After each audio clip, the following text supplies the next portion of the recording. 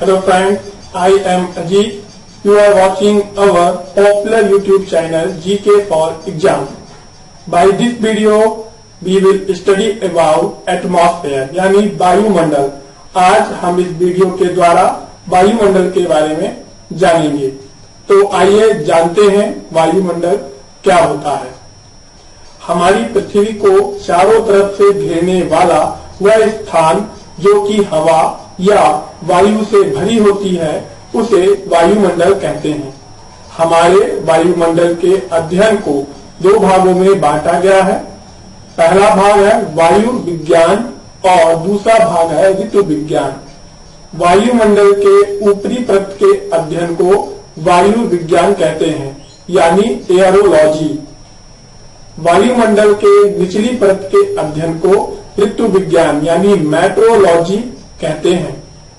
पृथ्वी के वायुमंडल की सीमा में विभिन्न गैस मिश्रण पाए जाते हैं, जिनमें सबसे ज्यादा मात्रा पे नाइट्रोजन 78.07% पाया जाता है, ऑक्सीजन 20.93% पाया जाता है, कार्बन डाइऑक्साइड 0.03% पाया जाता है, नियोन 0.0018% पाया जाता है, हाइड्रोजन 0.001% पाया जाता है, हीलियम 0.000524% पाया जाता है और ऑर्गन 0.93% पाया जाता है। नाइट्रोजन के बारे में जानते हैं। वायुमंडल में मौजूद सभी गैसों के मुकाबले इस गैस की मात्रा सबसे ज्यादा है। इस गैस का कोई गंध ना कोई स्वाद होता है। इस गैस का सबसे बड़ा फायदा यह है कि यह किसी वस्तु को तेजी से जलने से बचाती है। अगर हमारे वायुमंडल में नाइट्रोजन न होता तो आग को नियंत्रित कर पाना कठिन हो जाता। नाइट्रोजन से पेड़ एवं पौधे में प्रोटीन का निर्माण होता है, जो भोजन का मुख्य अंग है। यह गैस वायुमंडल में 128 किलोमीटर की ऊंचाई तक व्याप्त है। ऑक्सीजन हमारे वायुमंडल का एक महत्वपूर्ण गैस है। यह गैस सभी जीवों के लिए आवश्यक है। इस गैस की वजह से हम ईंधन को जला सकते हैं, इसलिए ऊर्जा का इसे मुख्य स्रोत माना गया है। यह गैस वायुमंडल में 64 किलोमीटर तक व्याप्त है, जबकि 16 किलोमीटर के ऊपर इसकी मात्रा कम पाई जाती है। कार्बन डाइऑक्साइड यह वायुमंडल में पाई जाने वाली सबसे भारी गैस है, इसलिए यह वायुमंडल के निचले परत में पाई जाती है। इसका विस्तार 32 किलोमीटर की ऊंचाई तक होता है। सूर्य से आने वाली विकिरण यानी रेडिएशन इस गैस के लिए पारगम्य है, जबकि वही विकिरण पृथ्वी से लौटकर आने पर इस गैस के लिए अपारगम्य होती हैं। इसकी वजह से वायुमंडल का निचली परत गर्म रहता है। ओजोन यह विशेष प्रकार का गैस है जो कि ऑक्सीजन का ही एक रूप है। यह गैस वायुमंडल के सबसे ऊंचाई में पाया जाता है और इसकी मात्रा बहुत ही कम होती है। सूर्य से आने वाले अल्ट्रावायलेट विकिरण के कुछ अंश को यह सोख लेता है, जिसकी वजह से यह त्वचा की कैंसर जैसी बीमारी को फैलने से रोक देता है। यह लगभग 10 से 50 किलोमीटर की ऊंचाई तक केंद्रित होता है। जेट विमानों से निकलने वाला नाइट्रोजन ऑक्साइड और एयर कंडीशन या रेफ्रिजरेटर से निकलने वाला क्लोरोफ्लोरोकार्बन यानी CFC ओजोन परत को नुकसान पहुंचाती हैं। जल वाष्प हमारे वायुमंडल में जल वाष्प नाम का गैस भी पाया जाता है। यह गैस सबसे परिवर्तनशील एवं असमान वितरण वाली गैस है। वायुमंडल में मौजूद जल वाष्प का सबसे बड़ा हिस्सा लगभग 90% भाग 8 किलोमीटर की ऊंचाई तक सीमित है। यह गैस के सघन होने के कारण बादल, वर्षा, ओस, ओला आदि का निर्माण होता है। यह जलवाष्प सूर्य से निकलने वाले गर्म किरणों के कुछ भाग को सोख लेता है। वायुमंडल की स्थिरता के लिए जल वाष्प उत्तरदायी होता है। पृथ्वी के ताप को बनाए रखने के लिए कार्बन डाइऑक्साइड और जल वाष्प ही जिम्मेदार हैं। वायुमंडल की संरचना के बारे में जानते हैं। वायुमंडल की संरचना में कई परत का समागम होता है, जिनकी अपनी विशेषताएं हैं, जिन्हें हम इस वीडियो के माध्यम से जानेंगे। सबसे पहला जो परत होता है वह है सौरमंडल। यह परत वायुमंडल में स्थित सबसे निचली परत है। इस परत की ऊंचाई ध्रुवों में 8 किलोमीटर होती है, जबकि विषुवत रेखा पर इसकी ऊंचाई 18 किलोमीटर होती है। प्रत्येक 165 मीटर पर 1 डिग्री सेल्सियस तापमान की कमी होती है। इसे सामान्य ताप क्षीण दर यानी normal lapse rate of temperature कहते हैं। 1 किलोमीटर की ऊंचाई के बाद तापमान में गिरावट की दर 6.4 डिग्री सेल्सियस हो जाता है। ऋतु तथा मौसम संबंधी सभी घटनाएं जैसे बादल, आंधी एवं वर्षा इसी मंडल में घटित होती हैं। दूसरी जो परत है वो है समताप मंडल। समताप मंडल 18 किलोमीटर से 32 किलोमीटर तक की ऊंचाई में होता है। यहाँ ताप समान रूप में मौजूद होता है। इस मंडल में मौसमी घटनाएं जैसे आंधी, तूफान, वर्षा, बिजली, धूल के कण और जलवाष्प आदि कुछ नहीं पाए जाते हैं। हवाई जहाज उड़ाने की दृष्टि से यह मंडल सबसे उपयुक्त होता है। कभी कभी इस मंडल में विशेष बादल पाए जाते हैं, जिन्हें मूलाभ मेघ यानी मदर ऑफ पर्ल क्लाउड कहा जाता है। ओजोन मंडल।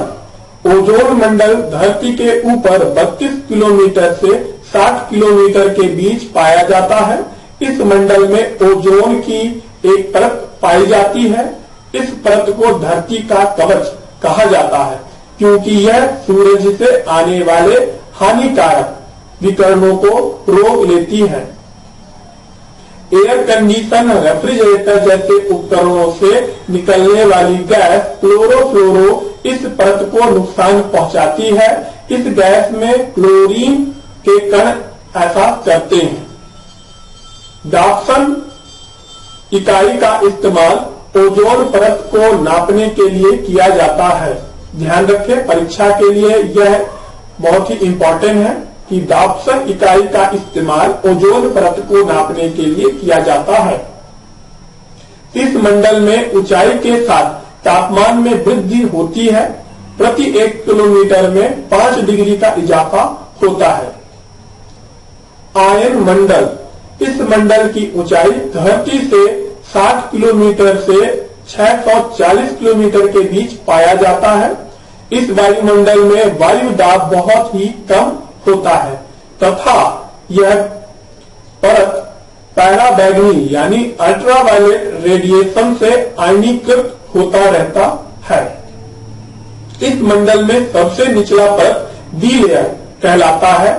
इसमें लॉन्ग रेडियो वेव तरंगे परिवर्तित होती हैं तथा E1, E2 और F1, F2 प्रत्येक शॉर्ट रेडियो वेव्स परिवर्तित करती हैं। इसी की वजह से पृथ्वी में रेडियो, टेलीविजन, टेलीफोन, रडार आदि सुविधाओं का लाभ लिया जा सकता है। संचार उपग्रह इस परत में स्थापित किए जाते हैं। ब्रह्ममंडल। यह परत पृथ्वी से 640 किलोमीटर के ऊपर पाई जाती है। इसे ब्रह्ममंडल कहते हैं। इसकी ऊपरी सीमा का निर्धारण नहीं है। इस मंडल में हाइड्रोजन एवं हीलियम की अधिकता पाई जाती है। सूर्य ताप क्या होता है? वायुमंडल में सूर्य ताप का अपना एक विशेष योगदान है। इसलिए अब हम सूर्य ताप के बारे में जानेंगे कि यह क्या होता है। सूर्य से निकलने वाले सौर विकिरण जो कि पृथ्वी में गिरते हैं उन्हें सूर्य ताप कहते हैं, जिसे हम सामान्य भाषा में ध्रुव कहते हैं। अल्प या छोटे तरंगों के रूप में यह विकिरण पृथ्वी से टकराती है। यह तरंग 1.93 से 2 कैलोरी प्रति सेंटीमीटर प्रति मिनट की दर से पृथ्वी से टकराती है। इस दर को सोलर कांस्टेंट कहते हैं। किसी सतह में पड़ने वाला सूर्य ताप की मात्रा और उसी सतह से परिवर्तित होने वाली सूर्य ताप की मात्रा के अनुपात को अल्बीडो कहते हैं। जब आकाश में पूर्ण बादल होते हैं और सूर्य की प्रकाश में कमी होती है, इसका मुख्य कारण सूर्य किरण का परावर्तन होता है, न कि अवशोषण। सूर्य ताप का 51% हिस्सा ही धरती को प्राप्त होता है, बाकी 49% सूर्य ताप ऊर्जा परावर्तन और अवशोषण हो जाता है, जिसमें 4% सूर्य विकिरण धरती की सतह से, 20% बादल से और 6% वायुमंडल से टकराकर वापस हो जाता है, जबकि 19% विकिरण वायुमंडल एवं बादल के द्वारा सोख लिए जाते हैं। 3 जनवरी को सूर्य ताप पूरे वार्षिक तुलना में सबसे ज्यादा होता है, जबकि 4 जुलाई को सूर्य ताप सबसे कम होता है।